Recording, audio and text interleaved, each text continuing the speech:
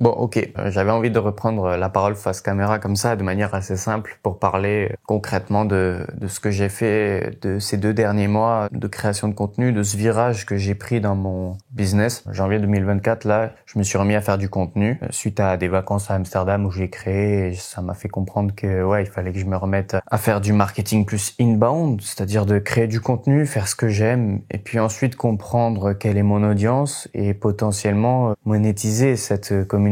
J'aime pas trop ces termes-là, mais en tout cas, c'était le moyen le plus évident pour moi pour vivre de ce que j'aime. En tout cas, faire ce que j'aime et pas avoir à faire autre chose à côté pour gagner ma vie. Salut, je suis designer.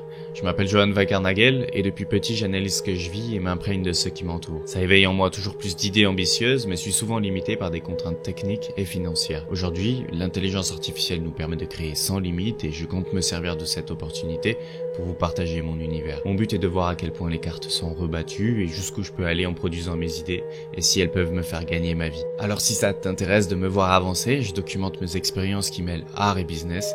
Bienvenue dans mon histoire. J'en ai pas encore trop parlé sur cette chaîne, je crois, mais entre septembre et décembre 2023, là, l'année dernière, j'ai créé une agence dans l'intelligence artificielle jusqu'à en arriver au point où je devais trouver des clients. Et donc, il y a 2 méthodes pour trouver des clients, soit de contacter des entreprises pour qu'elles deviennent clients et leur vendre le service, soit faire en sorte qu'elles viennent d'elles-mêmes vers nous en ayant une identité d'expert et en étant connues pour ce que l'on fait. Et donc là, quand on n'est pas connu, quand on fait ça depuis pas longtemps, l'IA, je suis quand même assez qualifié parce que je m'en sers énormément dans mes process de travail. Et puis de manière générale, je m'étais spécialisé pour les entreprises à ce moment-là. Sauf que j'ai compris que faire de l'outbound, donc aller contacter les entreprises, c'était pas mon truc, c'était pas moi en vrai. Donc je me suis remis vers l'inbound, de créer du contenu pour que les gens viennent à soi. Et petit à petit, l'inbound, je suis revenu à créer ce que j'aime, ce que je sais faire, créer du contenu sur ce qui me plaît le plus. Et en fait, ce qui me passionne le plus, c'est créer cette marque de vêtements Faust. Une des réflexions que j'ai eues aussi, et c'est pourquoi je recommence à créer du contenu, c'est parce que déjà j'ai compris que je pouvais être bon là-dedans, que ça me plaisait. Donc déjà quand tu commences à relier ce à quoi t'es bon, ce qui te plaît, et puis après il manque ce dont le monde a besoin, et ce qui peut te rémunérer. Et là, tu trouves ce qu'on appelle l'ikigai, tu vois, le centre de tout ça. C'est quelque chose qui peut te faire vivre longtemps heureux. Et j'ai eu à plusieurs reprises dans ma vie ce qui pouvait rassembler 3 de ces choses, mais jamais la 4e. Et 3 choses, mais à chaque fois des différentes. Faust, par exemple, je vais pas vous vendre du rêve. Aujourd'hui, ça me permet pas du tout de vivre. Pareil, quand j'étais en salariat, ça me payait. Je faisais ce à quoi j'étais bon. Le monde en avait besoin, mais ça me plaisait pas. Donc, il manquait encore une fois une étape. Quand j'ai créé mon agence Utopia sur l'IA, ça me plaisait. C'est quelque chose qui me fascine, les nouvelles technologies, d'autant plus l'IA qui touche à la création.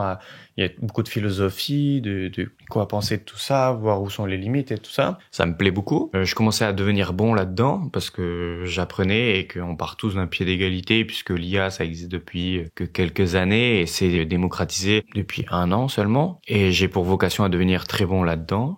Le monde en a besoin parce que, de fait, c'est une technologie qui est très serviable au capitalisme puisque ça te permet de gagner du temps, ça te permet d'économiser de l'argent, donc de faire marcher les choses plus vite. Donc toute entreprise en a besoin. Vraiment, tous les secteurs du monde vont être influencés par l'intelligence artificielle. Et si tous les secteurs professionnels du monde sont impactés par l'intelligence artificielle, je peux faire potentiellement beaucoup d'argent avec ça. Le problème, c'est que j'ai compris que soit les grosses entreprises du style CAC 40 en France sont déjà là-dessus en interne, développent leur technologie d'IA en interne, et donc j'ai rien à y faire, je peux pas les aider. Soit c'est des plus petites boîtes et c'est des humains beaucoup plus français, moins adeptes de nouvelles choses et de nouvelles technologies, et ils sont même pas au courant de ce que c'est. Donc je me suis dit, il faut que j'initie, il faut que je donne des cours, il faut que j'aide les gens à comprendre ce que c'est, comment ils peuvent s'en servir dans leur quotidien. Donc avant d'essayer de leur vendre un service, j'ai un peu de temps dans quelques années et il y en a plein qui vont se rendre compte que ça pourrait leur servir. Puis j'ai aussi un peu en parallèle compris que c'était une vague. Bon, c'est sûr, c'est pas une bulle spéculative parce qu'il y a des vrais usages, mais une vague dans le sens où les technologies sont sorties sans les produits. Donc beaucoup de monde ont fait des produits, des features de ce qui pouvait être réalisé avec les technologies partagées par les grandes sociétés, style OpenAI, Google. J'ai oublié le nom de l'autre là. Anthropic avec Claude 2, Mistral en France aussi qui communiquent très peu. Toutes ces grosses boîtes, elles proposent des technologies, mais elles proposaient pas encore les produits. Donc en fait, il y avait moyen d'aider les boîtes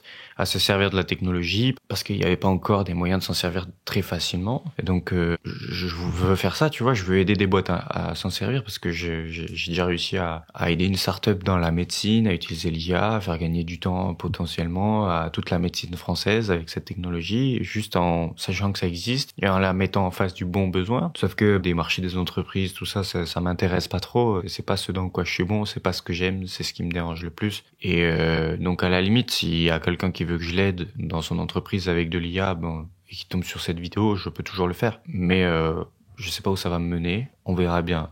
Dans tous les cas, ce que j'ai compris de cette expérience, c'est qu'il fallait que je forme les gens. Et ça m'a ramené à quelque chose de plus fondamental, la formation en général. Et je me suis rendu compte, enfin, j'ai pris un peu de recul, mais en fait, j'ai toujours aimé ça, aider les gens, leur apprendre des choses, leur parler de comment je vois les choses pour eux potentiellement. Juste, des fois, vous voyez, Apple, ils disent think out of the box, enfin les US en général. C'est l'idée de penser différemment, de manière latérale, in a different way. Et c'est beaucoup plus facile de le faire quand tu as déjà une vision externe, puisque tu es quelqu'un d'autre que la personne, forcément. Et je me suis dit que je pouvais aider beaucoup de gens avec ce que j'avais déjà fait dans ma vie, notamment ma marque, la création, tout ça. Et c'est pour ça que je le documente. Et j'ai mis dans la description un lien pour juste proposer des cours, entre guillemets, du consulting, pour discuter avec des gens, voir ce que je peux proposer et voir comment je peux potentiellement monétiser ma création de contenu qui me passionne, mon expérience, et donc potentiellement gagner des sous, vivre avec de l'art. Donc peut-être arriver à médier l'art et le business. D'ailleurs, je me souviens, au début de ce mois de janvier, je me cherchais un peu sur quel type de contenu j'allais faire. Je viens de passer 1 heure à programmer tous mes Reels de la dernière vidéo. Et rien que les Reels, les shorts, je les avais fait hier. Et en mangeant, j'ai essayé de regarder des vidéos pour me divertir. Sauf que comme maintenant je crée du contenu, je peux pas m'empêcher d'analyser ce que les gens font et tout pour voir si ça marche et regarder les stats et tout. C'est chiant, il faut que j'arrive à me détacher de ça très vite. Sinon, je vais pas durer longtemps. Et je me rends compte en fait à quel point le contenu n'est plus le même. Quand j'étais petit là, enfin il y a 3-4 ans que j'ai commencé à créer des vidéos vraiment par pure passion, sans but derrière, en toute naïveté. Quand t'as 14 ans, tu fais tes vidéos sur Minecraft, t'es très naïf et t'es un enfant, tu joues en fait. Et là maintenant, mais tout est calculé. Je me rends compte à quel point YouTube a changé. Tout est calculé. Le programme disponible est complètement biaisé par les algorithmes et on trouve plus de contenu très pur en fait. Ça existe plus beaucoup parce qu'en fait les standards de production, de qualité de production ont tellement augmenté aussi que pour faire quelque chose de bien, il faut être soit très doué, soit avoir une grosse équipe. Mais dans tous les cas, il faut beaucoup de temps et beaucoup d'énergie à y allouer. Donc tu peux plus trop faire ça par passion et découvrir des gens juste passionnés. Parce que ces gens passionnés, ils sont obligés d'en faire de l'argent d'une manière ou d'une autre. Parce que sinon, ils n'ont pas le temps de créer s'ils ont un boulot à côté. Et c'est un sujet qui, moi, m'a toujours posé question. Et au départ, comme je disais, je faisais des vidéos pour moi. Par passion, etc. Puis en grandissant, j'ai commencé à arriver à faire des études, j'ai même travaillé et tout. Puis là, j'en reviens à ça, à créer du contenu parce que je comprends que c'est ce qui me plaît le plus. Mais en même temps, je suis dans un stade de ma vie, j'ai presque 22 ans et il faut que je gagne ma vie. Au bout d'un moment, il faut que je gagne des sous. Du coup, je suis toujours un peu tiraillé entre tout péter avec ces algorithmes qui sont très cadrés, où il y a un peu une formule magique à appliquer et le faire de manière disciplinée tous les jours, etc. Et t'es à peu près sûr de percer au bout d'un moment. Et faire quelque chose de sincère, pur, auquel les gens vont adhérer pour de vrai et pas juste être manipulés et que ce soit leur dopamine qui consomme ce que je regarde, qui les pousse à consommer ce que je regarde en tout cas. Des fois, j'ai envie de juste parler à la caméra comme ça, me poser sans trop regarder ce qu'il y a autour de moi et juste prendre mon micro et vous parler. Des fois, j'ai envie de me créer un beau décor, me mettre bien à une table pour pouvoir bien vous parler.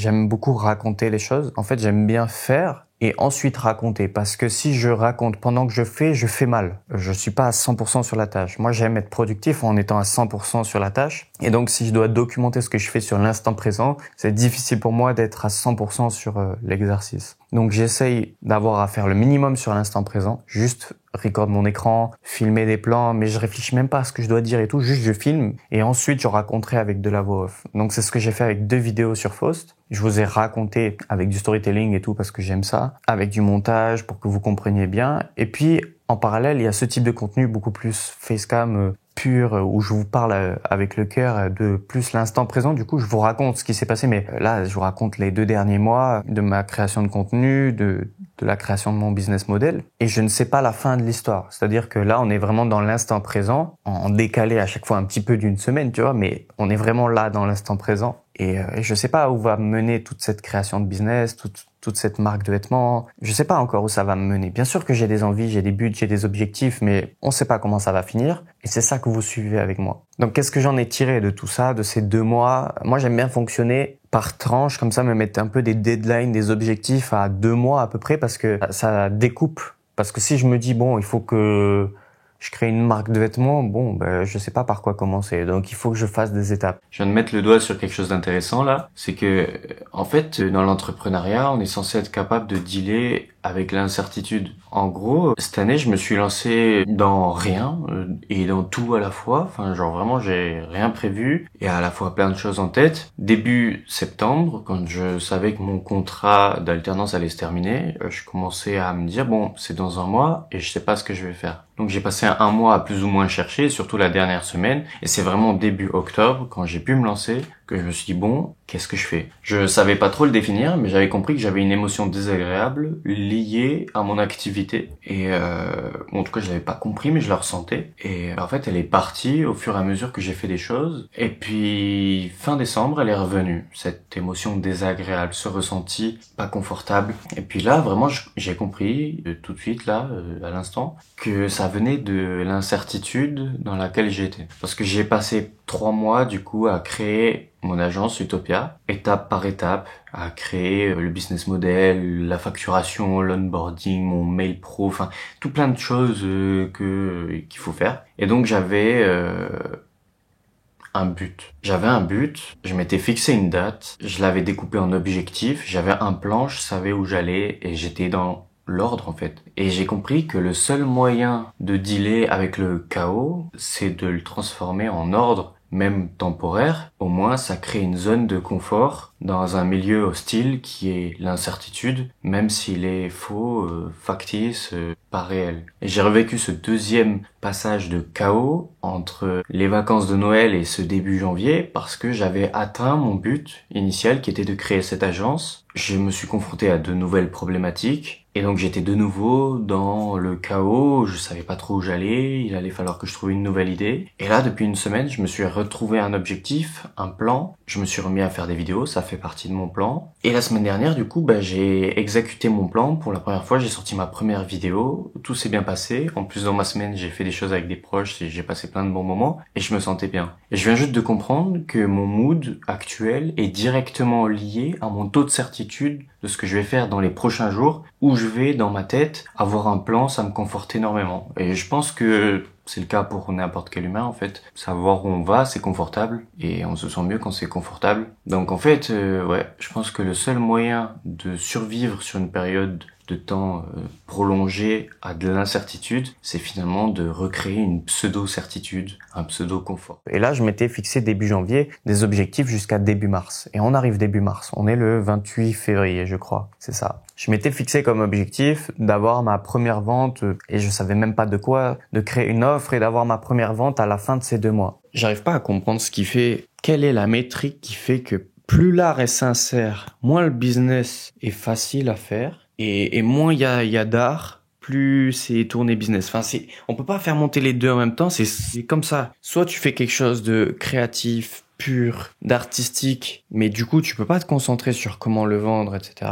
Soit tu fais quelque chose pour que ce soit vendable, bien marketé, bien amené, mais ça perd de sa pureté créative, ça perd de sa beauté, ça perd de sens en fait. Ça m'embête vraiment parce que j'ai voulu le faire avec Faust, sauf que si t'oublies toute la partie business, ça marche pas. Évidemment que ça marche pas. Tu peux pas faire juste quelque chose de pur, de bien expliqué, de bien transmis, en oubliant toute la partie...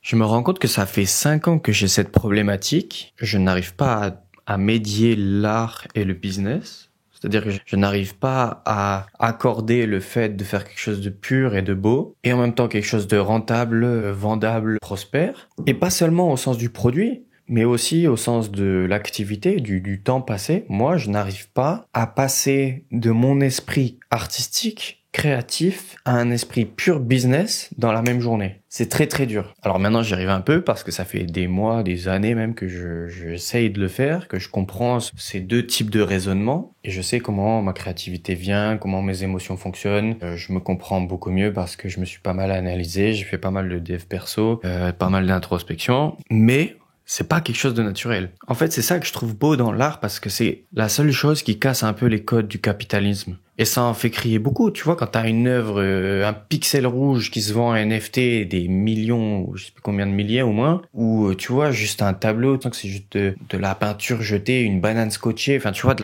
la merde qui se vend des millions. Factuellement, c'est nul, c'est rien, tu vois, mais juste parce que c'est le mec qui l'a fait et que c'est au bon moment, il y a quand même tout ce qui est marketing, etc. T'as beaucoup de choses à analyser en termes de psychologie humaine, mais ça fait quand même un gros doigt au capitalisme, je trouve. Parce que ça sort de toute demande, ça sort de tout raisonnement marketing, ça sort de tout besoin, ça ne répond à aucun besoin. Moi, je suis persuadé que quand t'achètes une banane scotchée à un mur avec un truc de gaffeur des milliers d'euros, c'est pas pour répondre à un besoin. C'est pour exprimer quelque chose. Enfin, moi, je le vois vraiment comme Nick, justement, ça a pas de sens, c'est pour ça que je vais le faire. Et j'ai envie de donner du crédit au mec qui a eu cette idée parce que c'est tellement absurde et ça met tellement un contretemps à tout ce dont on a l'habitude en termes de commerce d'habitude que je vais le faire. Parce que de toute façon, j'ai les moyens. Et dans le business, au contraire, tu vois, comprendre un marché, identifier un besoin, y répondre, communiquer à la personne qui a le besoin, qu'elle a le besoin, et lui montrer la solution à son besoin. Tu dois lui retirer toutes ses peurs, lui amener. Il y a beaucoup de logique, c'est très pragmatique. Tu analyses, tu agis. Point. L'art, c'est différent. C'est toi qui interprètes ce que tu as vécu, ce que tu vois, ce que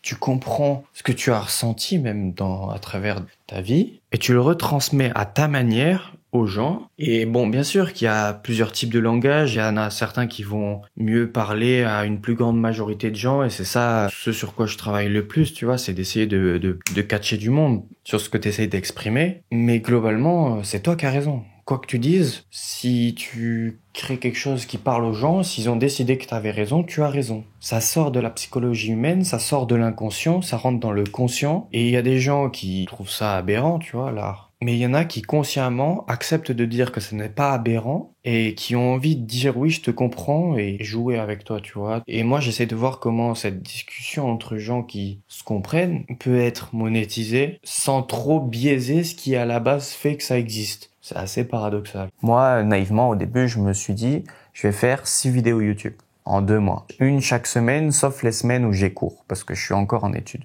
J'en ai fait 3 et en même temps, je postais des petits extraits de ces vidéos sur YouTube Short et Reels parce que je me servais régulièrement d'Instagram et YouTube du coup. Donc je me suis dit Insta et Short. Donc j'ai fait ça. Et de temps en temps, t'as un Reels qui fait plus de 1000 vues, je sais même plus mes vues, mais voilà, tu fais 1000 vues, 2000 vues. Pareil sur Short, de temps en temps, tu fais 60 vues, de temps en temps, tu fais 2000 vues. Et c'est pas forcément les mêmes contenus qui marchent sur Insta Reels ou sur YouTube Short. D'ailleurs, ça c'est intéressant à savoir, c'est pas les mêmes communautés. C'est pas les mêmes fonctionnements. Déjà, t'as pas les mêmes fonctionnalités exactement entre YouTube, Insta. Ok. Moi, j'ai eu un peu de mal à me lever ce matin. Des fois, c'est compliqué quand, en fait, j'ai remarqué, c'est début de semaine. Parce que je fonctionne un peu par semaine, genre chaque semaine je me fixe un objectif, souvent c'est créer une vidéo et la publier, enfin en tout cas le début de semaine je me retrouve toujours avec quelque chose d'assez flou en tête et du coup c'est beaucoup plus compliqué de se lever quand on n'a pas quelque chose de très précis, exécutif à faire. Et là ce matin j'ai eu un peu de mal, du coup je me suis fait un petit café.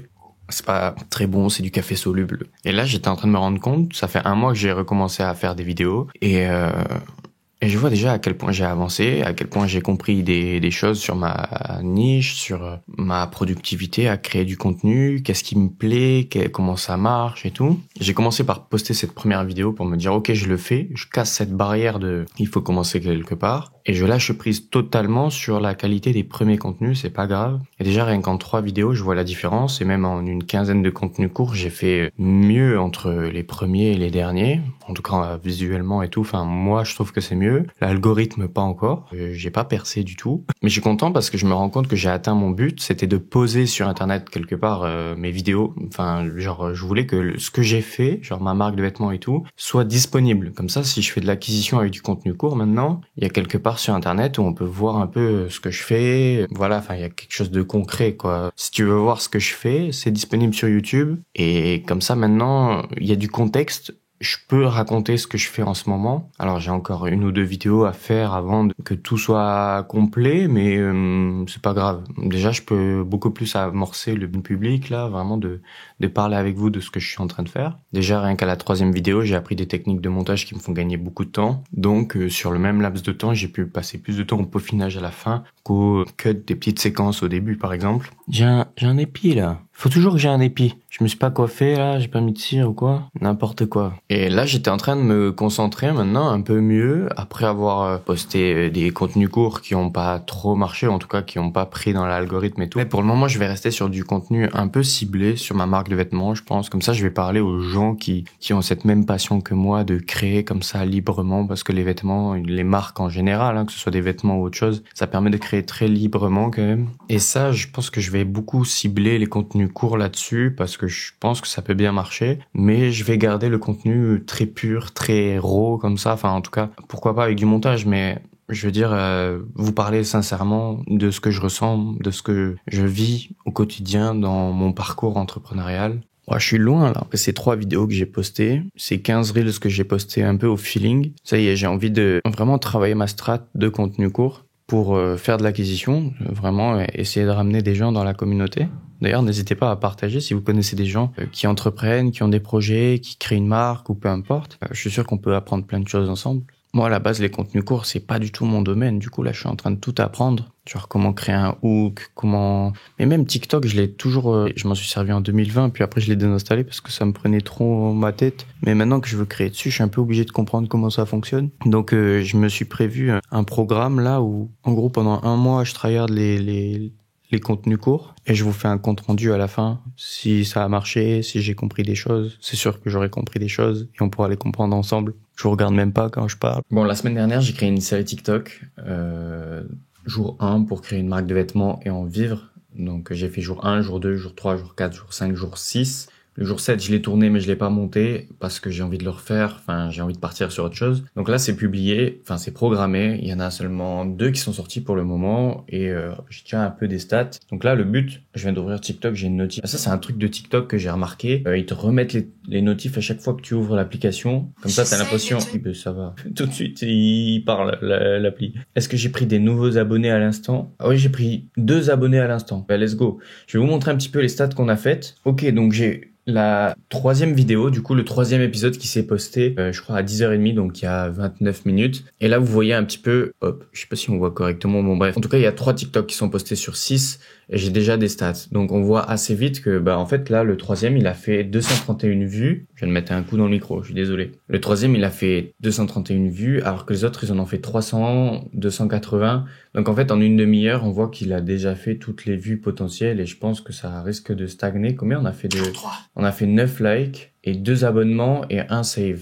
Donc en fait, en 30 minutes, il y a quand même 231 nouvelles personnes qui voient mon contenu. Et c'est beaucoup plus que YouTube, quoi, en fait. Mais la longévité d'un contenu court, on le voit, je pense que là, je vais encore faire quelques vues dans la journée, mais ça va pas dépasser grand-chose. Donc ce que je suis en train d'analyser, c'est que mon hook, donc l'accroche du contenu, est correct, mais pas incroyable. Le fait de dire toujours la même chose, je pense que c'est limité et il faudrait que j'en teste des nouvelles. Donc je pense que je vais continuer avec jour 1, jour 2, etc.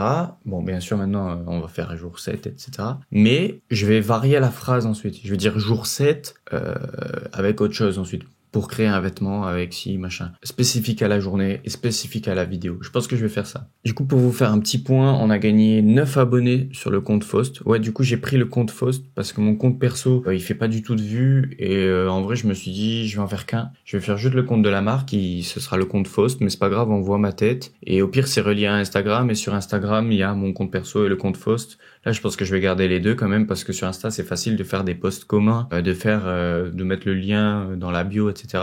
Les gens qui veulent vraiment voir qui je suis, ils peuvent. Sur TikTok, tant pis, je mettrai quand j'aurai les 1000 abonnés un lien linker là, enfin un truc avec tous les liens là. En tout cas, là, mon but c'est plus de faire percer la marque, le process de création de la marque, comment ça s'est fait, et qu'ils soient fiers de porter les vêtements parce qu'ils savent comment ils ont été créés et tout, et quitte à ensuite pouvoir aider des gens qui veulent créer aussi des choses de leur côté. La semaine dernière, je me suis créé un petit Google Doc là, hop, je vous montre pas trop longtemps parce que c'est des infos quand même précieuses.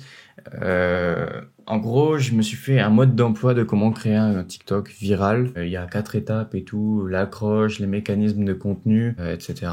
Je vais pas tout vous dire du coup. J'ai analysé plein de niches, j'ai analysé plein de contenus qui marchent. J'ai même regardé plein de vidéos de mecs qui expliquent comment faire des contenus viraux, etc. Et j'essaye. Maintenant, j'applique. Je me suis informé. Maintenant, j'essaye d'appliquer ce sur quoi je me suis informé pour apprendre. Et petit à petit, sur ma niche de la création de vêtements, je vais comprendre le type de contenu qui marche. Donc, je vais faire 7 contenus à chaque fois à peu près, enfin une petite dizaine là. Chaque semaine, je fais un changement et je teste. Et donc, la semaine d'après, du coup, ça se publie. Et en même temps, je regarde si ça marche et tout. Et j'essaie de créer autre chose et je vois si ça marche. Et comme ça, je vais itérer jusqu'à ce que je trouve le type de contenu qui marche pour ma communauté. Et normalement, ça va assez vite. Vous voyez que là, j'ai fait... En vrai, on se dit 230 vues, c'est pas beaucoup. Mais c'est 230 personnes qui me connaissent pas. Et le deuxième truc que j'ai fait là, juste à l'instant, c'est sur ChatGPT. En fait, je me suis créé un ChatGPT personnalisé là. J'utilise GPT depuis un moment. Et donc, je me suis créé un assistant qui m'aide à créer des vidéos virales, à avoir des idées. Donc là, je lui ai demandé de me créer des hooks. Donc, je vais les écrire et y réfléchir. C'est notamment lui qui m'a donné l'idée de faire des variantes, garder jour 22, mais en mettant autre chose juste après. Et donc, il me donne des bons conseils avec les techniques que je lui ai apprises. Donc, cette semaine, l'objectif, c'est créer de nouveau une salve de TikTok. Je me concentre que sur TikTok. Je laisse un peu de côté Instagram. En vrai, Instagram, je fais assez vite des centaines de vues, plus que sur TikTok, même sur Short. Par contre, ça engage moins. Les gens, ils sont moins engagés, ça like moins. Enfin, like, ça dépend. Sur Short, ça like pas mal. Ça s'abonne peu. Là, sur TikTok, j'ai gagné quand même 10 abonnés en 2 jours. Alors que sur Short, j'ai dû gagner 10 abonnés en 1 mois et 16 vidéos. Donc, je me concentre que sur une chose. Comme ça, je comprends un seul mécanisme. Je me concentre que sur un truc. Et après, j'irai de nouveau sur Short et Insta. J'arrête aussi le fait de publier des contenus courts à partir de mes contenus longs sur mes vidéos YouTube. Et même là, les vidéos YouTube, pour le moment, je stoppe. Enfin, peut-être que celle-là que vous êtes en train de voir est la prochaine, je sais pas. Mais je me concentre que sur un truc, TikTok, et j'itère. J'améliore chaque semaine. Je fais une salve de TikTok en améliorant ce que je peux faire et toujours dans la même niche. Et je suis content parce que du coup, ça va me permettre de me refocus sur la création de mes vêtements, de ma marque de vêtements. Du coup, ouais, je vais faire ça à fond jusqu'à ce que ça marche. Et puis en même temps, un peu plus tard, je me suis mis à poster ce que j'avais déjà créé sur un compte TikTok que j'avais depuis un moment. Donc j'ai tout posté, un par jour, j'ai tout programmé et sur TikTok, c'était bloqué à 80 vues.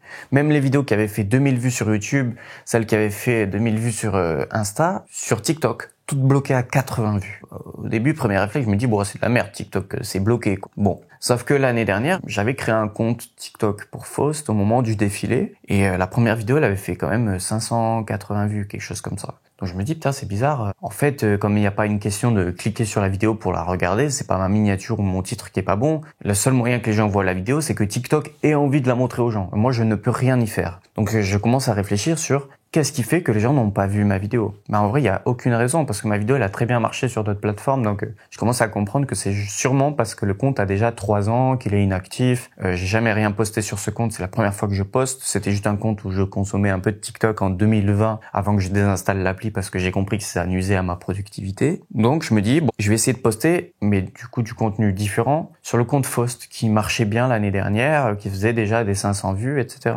Donc je commence cette série de jour 1, jour 2, jour 3 où j'explique ma création de la marque sur du format court. Et ça, je le poste spécifiquement sur TikTok. Je le mets pas sur Instagram, je le mets pas sur YouTube. Déjà parce que c'est pas le même format, c'est-à-dire que j'ai fait ce format spécifiquement sur TikTok selon ce que j'ai analysé de TikTok, selon les codes que j'ai compris de TikTok. En fait, il y a vraiment des leviers différents à activer. Par exemple, sur Instagram, un truc qui avait très bien marché, c'est le fait de faire en sorte que la vidéo soit assez courte et donne envie de lire la description. Parce que on peut pas mettre pause sur Instagram. Donc, quand tu lis la description, la vidéo derrière tourne en boucle. Donc ça fait beaucoup de vues et ça dit à l'algorithme que la vidéo est intéressante parce que les gens la regardent plusieurs fois. Sur Short et TikTok, ça c'est pas possible. Pareil sur Short, il y a la possibilité d'être dans l'accueil et de cliquer sur un short parce que le titre et la miniature t'a intéressé. Sur Insta et sur TikTok, ça n'existe pas. Donc il y a vraiment des subtilités entre les trois plateformes de contenu court qui sont différentes. Et TikTok a les siennes, a son lot de particularités, mais encore plus subtiles, qui se jouent beaucoup plus dans le contenu lui-même que les mécanismes comme ça de fonctionnalité. Sur TikTok, on peut même faire des carousels maintenant, ce qui est déjà possible sur Insta, mais c'est différent. Du coup, je commence à sérieusement m'intéresser à TikTok, et donc je poste cette série de TikTok qui va jusqu'au jour 6, je crois. Et là, je suis à nouveau bloqué à 280 vues, environ 280-300 vues, c'est toujours capé. Et c'est chiant parce que je l'ai fait en 2 minutes, j'ai fait 300 vues, et après plus rien. Donc là, je me dis de nouveau,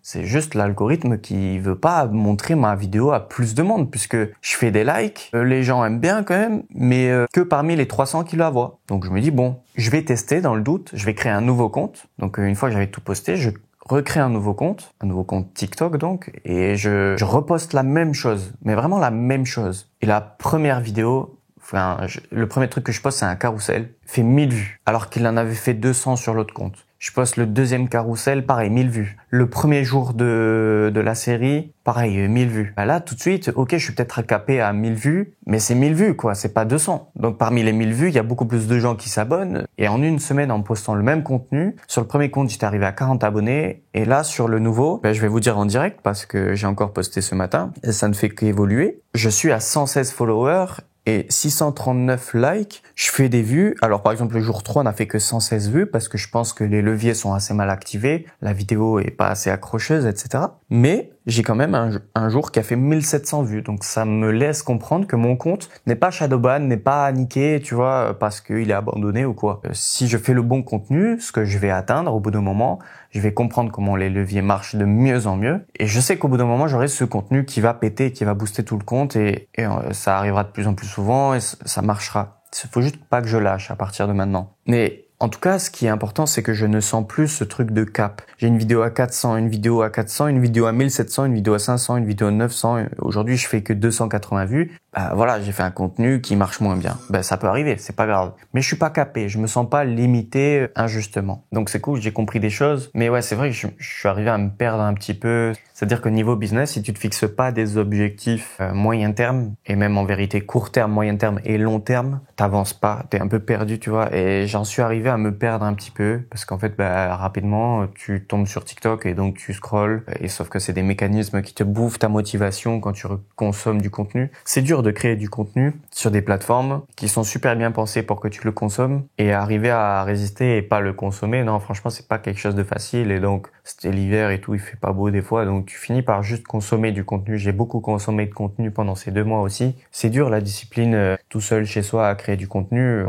On a tous des failles. Je vous montre pas que le positif, ça sert à rien. Je vous partage vraiment mon parcours. Donc j'en suis arrivé à m'essouffler un petit peu au bout de 2 mois. Et là, j'ai pris un week-end à Paris avec un ami. C'était sympa. Et ça m'a permis de prendre du recul, de visiter des choses à Paris. Parce que moi, je suis de Toulouse, si jamais. Et j'ai fait plein de boutiques. J'ai eu plein de choses. Je suis content parce que ça m'a permis de faire de la veille sur ce qui se passe sur le marché des marques de vêtements déjà. Et puis même en général, les nouvelles techniques de communication, comment fonctionnent plein de choses. À Paris, il y a quand même beaucoup plus de choses qu'à Toulouse. Donc c'était cool. Et là, ça fait quelques jours que je prends un peu de recul et que je commence à clarifier de nouveau mes idées, à me remettre des objectifs. Et je sais que ce qu'il faut pas que je lâche, c'est la création de contenu maintenant sur TikTok. Sur YouTube, je me suis pas fixé d'objectifs. Avant, je m'en étais fixé une vidéo par semaine, mais ça marchait à l'époque. Aujourd'hui, je suis plus convaincu que ça marche. Et enfin, si, ce serait bien de faire une vidéo par semaine, j'en conviens. Maintenant, je pense que c'est pas ce sur quoi je dois me concentrer. S'il y en a une par mois comme ça où je parle, ou une quand il faut que j'explique quelque chose de long, un long storytelling ou quoi pour expliquer une histoire, comme je l'ai fait avec la création de la marque. Je pense que sur YouTube, c'est des vidéos qui ont besoin d'être là. C'est des vidéos qui font du sens, qui partagent vraiment de la valeur et je vais pas faire une vidéo pour faire une vidéo. Sur TikTok, peut-être plus. Il y a des moments où je vais faire une vidéo pour faire une vidéo. Et donc, il y a un endroit pour ça et un endroit pas pour ça. À partir de maintenant, je vais aussi me créer mon business. Je commence à avoir des retours sur TikTok de gens qui veulent que je les aide à créer la marque de vêtements. Moi, c'est déjà mon idée depuis un moment d'accompagner les gens. Comme je le disais sur mon agence, j'aimais accompagner les entreprises à utiliser l'intelligence artificielle dans leur processus. Donc, c'est quelque chose qui est en moi, la pédagogie, l'idée de transmettre quelque chose, de transmettre ce que j'ai appris d'expérience. Bien que je sois jeune, j'ai fait déjà beaucoup de choses. Ça fait déjà 8 ans que je crée des choses sur Internet. Je fais des études dans le design, j'ai travaillé en milieu professionnel. Et puis même de manière générale, il n'y a pas besoin d'être beaucoup plus expérimenté que quelqu'un. Il suffit d'être juste un an en avance par rapport à lui pour pouvoir aider quelqu'un. Et puis souvent, on expliquera beaucoup mieux à quelqu'un quelque chose que on vient de faire, quelque chose qu'on a réalisé il y a pas longtemps parce que c'est assez frais dans notre tête. On comprend toujours comment on a fait. T'imagines quelqu'un qui a 50 ans qui t'explique comment il a créé sa marque à l'époque? On s'en fout en fait parce que c'est plus du tout les mêmes règles du jeu en société aujourd'hui. TikTok ça n'existait pas, Internet n'existait pas. Enfin, je veux dire, c'est plus du tout la même chose. Alors que moi, je suis en train de le faire. Il y a des choses que j'ai déjà faites depuis 3 ans. Donc en fait, oui, sur TikTok, les gens le découvrent comme si je venais de le créer, mais c'est pas grave. Je suis clairement en capacité d'expliquer ce que je viens de faire à d'autres gens qui débuteraient, même si j'ai pas encore la clé, tu vois, j'ai pas encore une marque positionnée dans tous les magasins de France. Je sais pas, je suis pas dans le monde entier porté par des grandes stars, mais ça va arriver. C'est que le début. Enfin, j'ai compris qu'il fallait que je me sorte de la tête l'idée que il fallait vraiment avoir fini le game pour pouvoir commencer à expliquer des choses à des gens. C'est pour ça que je fais ces vidéos aussi. Peut-être qu'à travers ces moments de discussion, de monologue, vous comprenez des choses et ça vous donne envie de passer à l'action et de créer quelque chose. Si vous êtes là, j'imagine que vous créez quelque chose parce que je sais pas encore le titre que j'aurais mis. Mais si vous m'avez écouté depuis toutes ces minutes, c'est sûrement que ça vous intéresse et que vous captez quelque chose en moi qui est similaire à vous. N'hésitez pas à me dire si vous avez besoin d'aide dans la création de votre marque de vêtements ou que ce soit une marque d'autre chose en fait. Ça peut être une marque de bijoux ou même une start-up, un business qui aurait besoin d'être brandé, communiqué, marketé. Voilà, je pense que un commentaire où vous m'expliquez juste votre situation peut grandement m'aider à voir comment je peux vous aider ensuite. Il y en a déjà qui le font de même sur TikTok, pourquoi pas sur YouTube aussi. Je vous remercie de m'avoir écouté. À la prochaine. Salut!